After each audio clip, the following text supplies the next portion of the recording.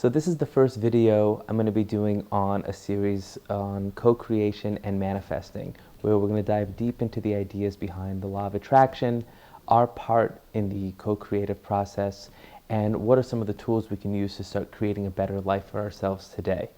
So in Torah, there's something called hishtadlus. Okay? That's usually translated as effort. It doesn't matter what it is that we're trying to accomplish, whether we're looking to get a new job, we're working on a relationship, or we have a hobby. If you want to reap the benefits of what you're working on, if you want to achieve what you're trying to get to, it requires effort. They say that God can move mountains, but you better bring a shovel, right? So when we think about effort, when we think about your part in getting something done, turning a thought that you have, a dream, an idea, and then actualizing that idea, manifesting that idea, bringing it out into the world. So there are really three ways that we can do it, and we're doing them all the time. Whether we like it or not, we're constantly involved in the manifesting process. You know, today we think about the law of attraction. You think about manifesting as some like magical heebie-jeebie thing, but when you think about what the word to manifest means, it means to take something from a state of potential, a state of idea, from the unmanifested, and have that come out into the world to actualize something and to make it manifest. So there's really three ways that we can do that. And I'd like to use the example of maybe strawberry ice cream. There's three ways you can get to strawberry ice cream, okay? So the first way, and we'll call this like the first mode of consciousness, is physical action, right? Everything starts with a thought. You had the thought, hey, I want some strawberry ice cream. That's what I want to have right now. I'm looking for some red, yummy, cold goodness. And so you think, what am I going to do about this? So you get up and you leave your home and you walk to the store and you get the ice cream out of the freezer section. You go to the line, you wait online, you pay for the ice cream, you come back home, and then eventually it's on your spoon. And look at you. You're a great manifester. You've found a way to take a thought, an idea, and you have manifested it into reality. And that's what we call physical action, right? The second mode, right, is verbal action. Again, starts with a thought. I'd like some strawberry ice cream. But this time, you send out one of your kids or a friend of yours who you know is going to be passing by the store to go pick up some ice cream for you. And then they come over to your house, they come back, they hand you the tub of ice cream, you say thank you very much, and once again, you're a wonderful manifester. You've been able to take an idea, right, and bring it out into the world. You've actualized a dream of yours. The third, and this is maybe the one that we're interested in this series, is going to be a mental or vibrational action, right? It's action by vibration, action by thought, which looks more along the lines of, I'd like some strawberry ice cream, and you sit and you think about it, and you feel about it, and you dwell on it, and then the weirdest thing happens. Someone knocks on your door and says, hi, my name is Sam, I work with Haagen-Dazs, and we're giving away the newest version of the flavor strawberry ice cream. Would you like a tester? And when that happens, what do? So you smile, you take the ice cream, and then you call everyone you know and say, you're not going to believe what happened. The craziest thing just happened, right? Like, I was thinking about strawberry ice cream, and someone knocked on my door and said, I have some strawberry ice cream for you.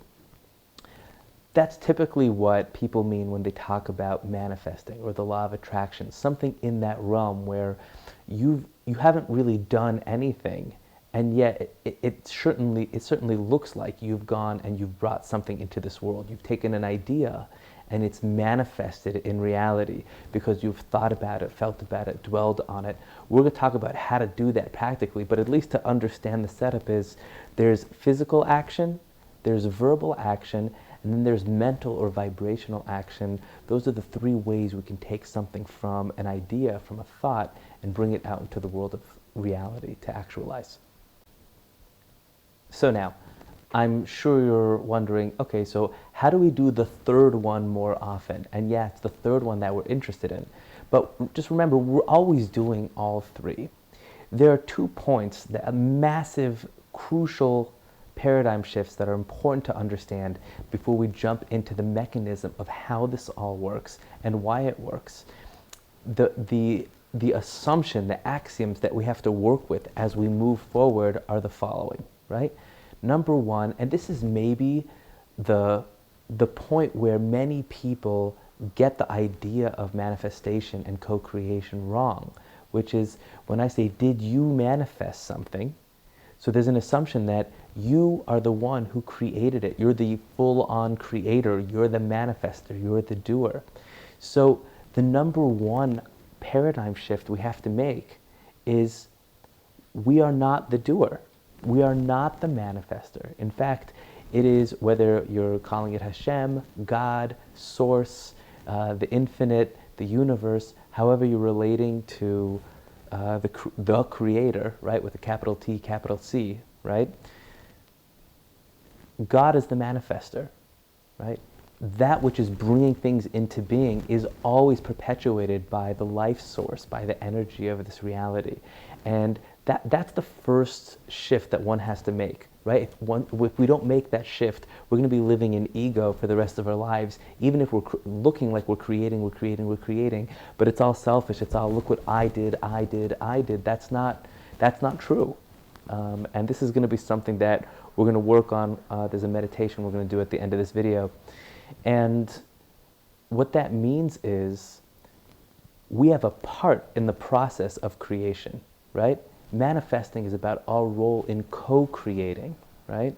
That this is the gift that's given to us in life. That though there is a creator with a capital C, we've been given the gift of free will, and that which we think about, speak about, act upon, everything has an impact as part of the co-creative process. But paradigm shift number one is we are not the manifester, the creator, with a capital C or a capital M for manifester. Okay?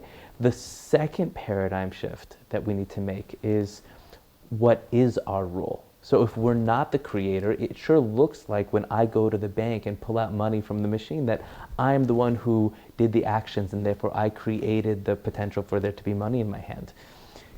What is our role in the process? So I'd like us to shift our awareness or our perception of ourselves as creators and doers and shift them to co-creators and specifically space creators, okay? So our role is co-creator, right? The language by the sages is shutaf maisabrachis. We're partners in the creative process. We are co-creators.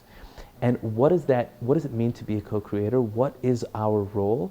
So I'd like you to start thinking about yourself as a space creator, meaning we're not the ones that bring the flow from above to below, from potential to actual, but we are the ones who've been endowed with the gift of creating the space for the flow to come in. So from this point forward, I'd like you to think of yourself as a space creator, right? And when you create the space, right, so then the flow from above can come to below, right?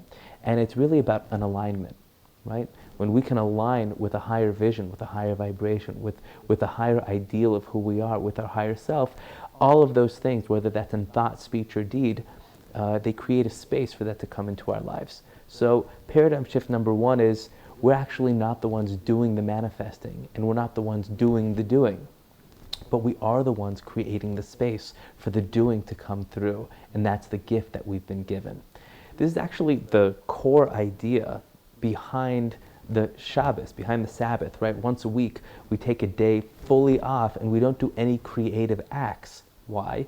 The sages say that that's the day where it's the source of all blessing, because it's a day that we're supposed to stop moving and recognize that even though we're the ones that appear to be doing the actions on the outside, there's a life force moving through all of us and moving through this whole world that when it comes out the other side, we have to recognize we have a part in creation, but the source of all the blessing is actually from the infinite, from the higher power, from God, right? This is a great metaphor I learned a long time ago, which is that when we're a baby in the womb, right, everything is being taken care of for us. right? There's no baby while it's in the process of gestation and being created that thinks it's creating itself and it's creating all the things that's going on inside. So while we are a baby in the womb, we know that we're not the one doing, we're the one being done. And then we're born, and what happens like right as we enter this world is we develop this thing called an ego. Ego is ego, stands for edging God out. We basically say, it's okay, God, I can take it from here, right? I can make it work from this point forward. And we think we're the ones doing the doing, right? So it's not that we don't have a part, we don't have a role in this life, but we have to recognize that it's a partnership. There's a co-creation, and we're working together because we're connected to the infinite. We're connected to the source. We're connected, we're all one. We're all doing this together. We all are on the same journey of being part of the co-creative unfolding of life. So let's get really practical. So there's a verse in Proverbs that says, Gol el Hashem ma'asecha v'yikonu machshavosecha. What that means is, give to God that which you would like to manifest, and that will create the space, the base for your thoughts to come into the world. It's pretty amazing, right? Give over to God that which you would like to be in action, that which you would like to manifest, and that's what creates the space, the base for your thoughts to come into the world. The first step is being able to give it over, right? So there's two ways to understand that. The first way to understand it is to let go of the thought that you're the one doing the doing. No outcomes are yours, right? You can start it, but the end of the process, what happens in the end, that's not up to us. So the first idea in Gol el Hashem, give it over to God, right? Give it over to that higher power, is to let go of the thought that we're in control. But on a very basic level, on a practical level, what it means is ask, tell God, tell the universe, put it out there. What is it that you want? So step number one is going to be to ask. And when you put those two ideas together, you get this idea that's called surrendered wanting. It is to want, or surrendered asking, right? To ask, but to do it in a surrendered way where you don't think you're in control. And you give up the ego, you give up the power that you think you have over reality. And you say, but this is what I want. So ask. And what I'd like you to do is take a moment right now, as you're watching this video. If you want to pause the video for a minute, you can do so. And think about, what would you like this week? This week, think over the next 7 days. Think about something that's possible for you to achieve. It's possible for you to get to. And you would like that. And ask for it. Taking the time to stop and ask for it is the first step in creating anything in your life. Remember, you have access to infinity. You're part of the source. You're an aspect of God. You're a part of God. You're a bright light shining in the world. So because you're connected to the eternal pool of well-being, the eternal pool and source of all blessing in the world, right? You can ask for miracles. You can ask for things that are amazing. We're going to talk about why it doesn't always work when we ask. But for now, ask for something that you think is possible, that you think is plausible, because it's waiting for you. Our job as co-creators isn't to go make the doing, right? A famous rabbi, Rav Dessler, said that from the top down, right, God always wants more for you than you could ever want for yourself. And therefore, God always wants to be giving to you. The source of life wants more life for you. That's why it created life, right? So the giving is happening. The flow is happening. The question is, are we open to receive? Our part in the co-creative process is we're receivers, we're space creators. By creating the space, we open ourselves up to receive, and we do that when we come into an alignment with exactly what our higher self wants, what our higher self is. So we're going to talk about that in the next video, but right now, I'd like to do a meditation with you on just coming into that alignment, trying to make that shift from thinking that we're the doer and to recognize that we're really the space creator. So just to pull this all back together, we spoke about the idea that if you would like to have something show up for you in your life, you're going to have to put forth effort. But there's 3 types of effort, right? There's physical action, verbal action, and then mental or vibrational action. And that third one is the effortless effort that we're constantly involved with. And that's what we're going to try to learn how to use. We spoke about the 2 paradigm shifts that a person has to have. Number 1, that they're actually not the manifester, they're not the doer, but that the source, God, the creator, is always the one bringing it from potential to actual. The second paradigm shift is that we have a role in the creative process, and we are co-creators, we're space creators. And by creating space, we actually open ourselves up to receive that which is dying to come out into the world, right? The blessings waiting for us, right? And the third thing we said is, the beginning of this process is to ask. Gol el Hashem ma'asecha, give it over to God. Surrendered asking, surrendered wanting. So let's put these things to the test. And right now, we'll do this meditation together. It's a meditation on how to clear yourself out. Very simple guided meditation. And we'll see you in the next video.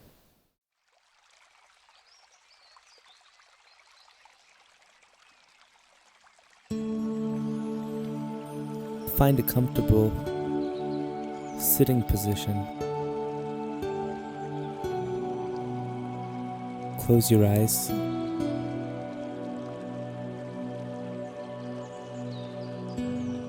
Release any tension you have in your body.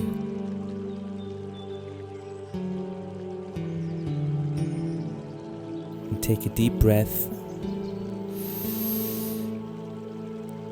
and let it go.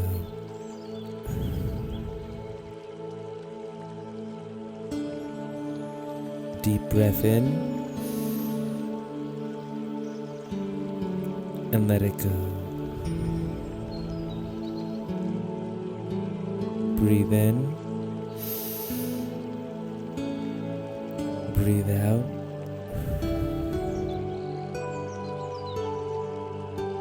breathe in,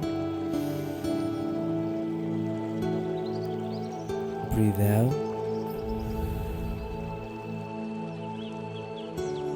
relax your body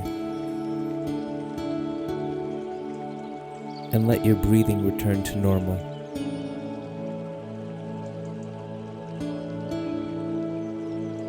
Place your attention on the physical sensations you can feel right now. The soles of your feet, your legs,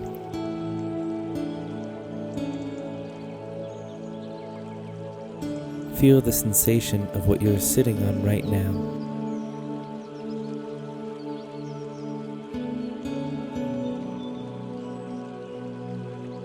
Bring your awareness to your abdomen and your chest. You can feel the inflow and the outflow of your breathing.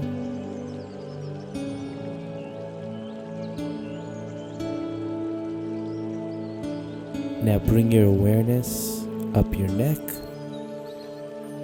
your face,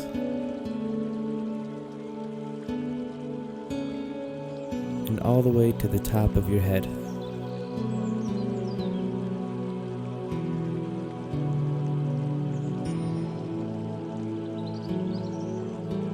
You are grounded in your body, and you are ready to receive.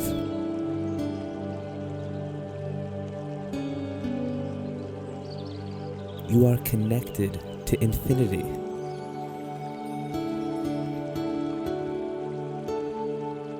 You are one with the eternal. You are aligned with your higher self. And know, with God, all things are possible. God wants more for you than you could ever want for yourself.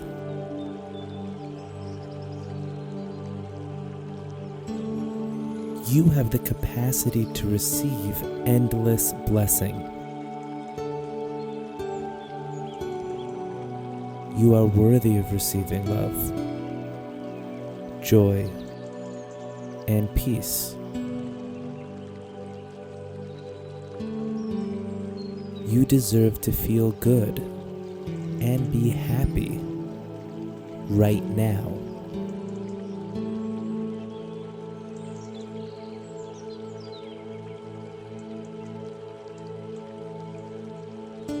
No outcomes are yours, and all outcomes are good.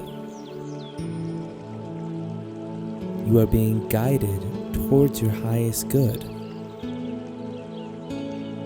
And what you do opens up a space for miracles to enter.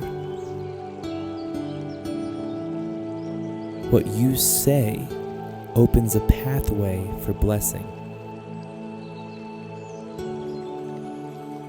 What you think about expands into your life. You are a space creator, and you are tuned into a higher frequency of living.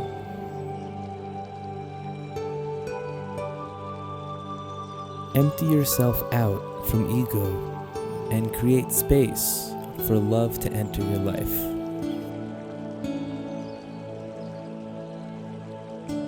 Empty yourself out from lack and make space for abundance.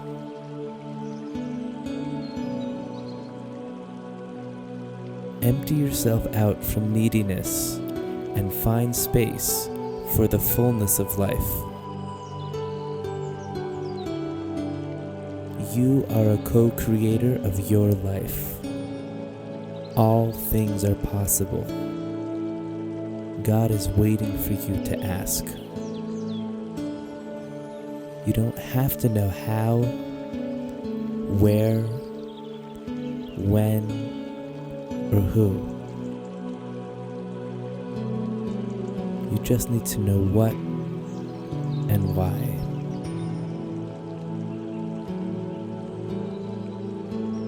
Believe in your connection to the infinite source and expect the flow. Tune in and receive.